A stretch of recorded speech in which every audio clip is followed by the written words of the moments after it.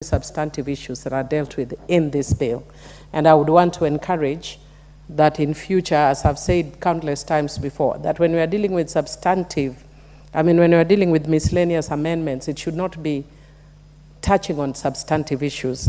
And Mr. Speaker, if you look at this, I've actually counted, I think, about 16 pieces of legislation that are being amended. And again, the chairman of the legal committee has indicated to us that their legal committee did public participation yesterday and has encouraged members of the House to look at the reports of the Justice Committee. And I'm sure the Justice Committee did not deal with the 16 pieces of legislation because not all of them are related to justice. For instance, the Civil Aviation Act, the Value Added Tax Act, the Privatization Act, amongst others. So there are quite a number, the Public Finance Management Act, the Universities Act. So they've gone to various committees. Now you can imagine, Mr. Speaker, if you are going to read all those reports, and the likelihood of this bill coming for the Committee of the whole House tomorrow is very high if the practice of this House is anything to go by. And that is why we are very amenable to suits in court. I said it to the Speaker before, earlier today, and I will repeat it, that the other side has majority. I don't know where we are rushing to. It's basically the same way we are rushing to get loans all over and then saying that we are broke. I think we need to be very serious about the way we are dealing with issues as a country. Mr. Speaker, there are some minor amendments which I have no problem with, including the proposed amendment to the Sexual Offences Act, basically situating the registry at a different place. How I wish, though, that now that we are bringing substantive amendments through here, that we brought a more substantive amendment that is more thorny on the issue of the Sexual Offences Act, which is where minors engage in sex with minors. Mr. Speaker, I have no problem with the proposed amendment to the Trustees' Perpetual Succession Act, but I wish in that amendment they would have also brought amendments on how you change trustees when they leave or when they retire, and that is still problematic. On the issue of Utamaduni Day, I was actually very keen to listen to both the mover and the seconder to see what reason we want to remove Utamaduni Day other than the fact that it is aligned to Moi, and we may not like Moi for whatever reason. I may have no problem with Moi. I don't understand why we want to remove Utamaduni Day, and yet we create impromptu environmental days or tree planting holidays. Why can't we then use this Utamaduni Day to do every other thing, including planting trees, including dancing and smiling? All those are Utamaduni-related issues. What's the point of order, Leader? Actually, Honorable Speaker, it was not a point of order. I was seeking to inform Honorable Millie. I did not ask to be informed. I'm sorry. You cannot inform me. You asked that you are on a point of order. You are not on a point of information. You cannot inform me without my permission. I'm sorry. Order, Leader. You cannot inform me without my permission. Honorable Millie, order. Mr. Speaker, I've said it before this House before. I'm very fairly informed. I don't need Honorable Ichungwa to inform me. Leader, did you want to inform Hon Millie? She's saying she doesn't want to be informed. If you have a point of order, then proceed. And I thought it was a point of order. Yes, Chair, because Honorable Millie might not have been there when we were moving the bill, and she is debating the bill as it is published, but I did indicate at moving that clause is part of the items that we intend to amend for deletion, because there has been a change following what happened on Utamaduni Day this year. So that particular day of 10th of October will remain being a public holiday, and especially themed around the issue of climate change mitigation. And as much as Millie did not want to be informed, it is good for her to just learn that without being informed, but now she can learn something. Chair, I like to learn things which are substantive, which are intellectual.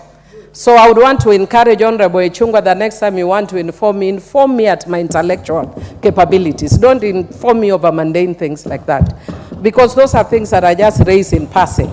But I talk about issues of substance. Mr. Speaker, I have a problem with proposed amendment to the Traffic Act, Section 1179 of the Traffic Act, which provides that if any unauthorized person removes a notice affixed on a vehicle or tears or defaces the notice, they are guilty of an offense and liable upon conviction to a fine not exceeding 200 shillings. I would want, with your permission, to say it in Kiswahili, shilingi 200. And with your permission, I can say it in Kijaluo, shilingi 100. Order, Millie. I sought your permission, Mr. Speaker. I never gave you any permission to go I do apologize then. Proceed, Millie. And Mr. Speaker, the reason why I'm saying that is that this amendment seeks to move that fine from 200 Kenya shillings to 200,000 Kenya shillings, and a fine of 500 Kenya shillings to 500,000 Kenya shillings. And I am actually sad that I was not here when Honorable Ichungwa was moving the tax policy. And your tax policy must be anchored on what you promised, which was, what are these people you are calling, what were they called? Hustlers. Which else are you going to fine for removing a notice off a car? 500,000 Kenya shillings. Are you living in utopia? Leader, are you living in Mars? Are you crazy? Are you mad? Are you mental? Do you need a mental checkup? You are taking Kenyans crazy. Order. I'll still give you your time. This is the sweetness of debate. What's your point of order, Leader? Honorable Speaker, is a member really in order? And you've had the kind of unpalatables she is spewing, or asking whether people are crazy, whether they are sick, Honorable Speaker. But more importantly, we are debating the Statute Miscellaneous Amendment Bill. And we concluded debate on the tax policy motion, which was passed this morning. As usual, Adhiambo was not in the House. I'm not sure whether she contributed to the tax policy.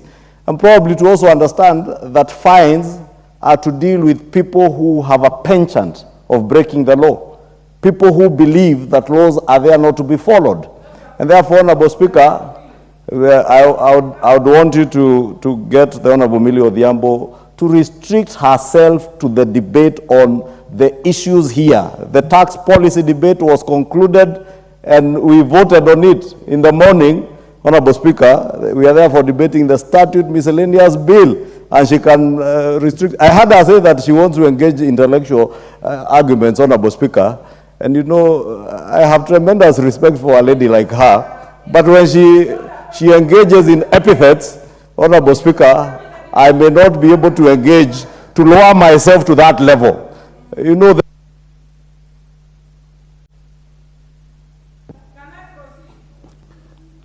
Please, Honorable Millie, proceed. Thank you, Mr. Speaker. Mr. Speaker, I just want to not inform, but indicate that this is what I was talking about when I talk of intellectual engagement.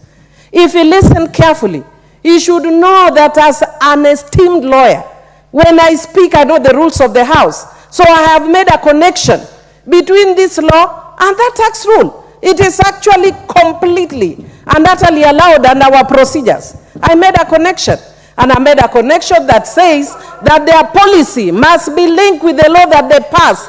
Your policy cannot be divorced from the law. The law must follow the policy. So I want to tell Honorable Ichungwa that indeed he knew. He actually prophesied that I was going to say something about him. That's why he preempted.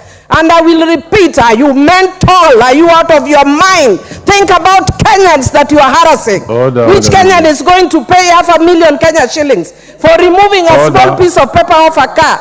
You are very unserious. Order, Millie. Order, Millie. Honestly, you are doing very well, but the language, you don't need to use unpalatable language in the House. And therefore, well, that's spent, but the language is not proper.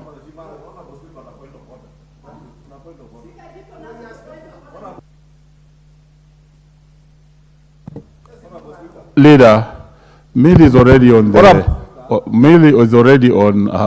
Is already finished. But if you want to say something, we shall allow you a chance to speak So give a leader a chance to debate intellectually. But I don't know what intellectuals spew filth out of their mouths. Honorable Speaker, I don't know what intellectuality. Order, leader. Is there Again, in spewing order. epithet? Order. You know, you are standing on a point of order because of the unpalatable language by Millie. Unfortunately, you are going the same direction. Could you please, you are fully protected, but please don't use unpalatable language. Give leader 1 minute to hear him. And Honorable Speaker, I was saying you must protect the dignity of this house. If I question your sanity today, Honorable Speaker, and you let it go, Honorable Speaker, tomorrow nothing stops me from repeating it. I have never questioned the sanity of Millie Adhiambo. There are things that may occasion me to want to question it, but I cannot question it unanswered. Honorable Speaker, it is that I needed you to make a direction and to have it expunged on the Hansard. Otherwise, I can choose also to get to that level of spewing epithets that are not adding any intellectual value to the debate that is before the House. And I would expect, if you claim to be an intellectual, debate intellectually, don't throw insults. And Honorable Speaker, if it is insults, you know, some of us don't need to go to any school to learn insults. But I want to uphold the dignity of this House, even for those I feel are not dignified. Thank you. You have made your point. What's your point of order, Honorable? Yeah, give her the mic. Rosa Buyu.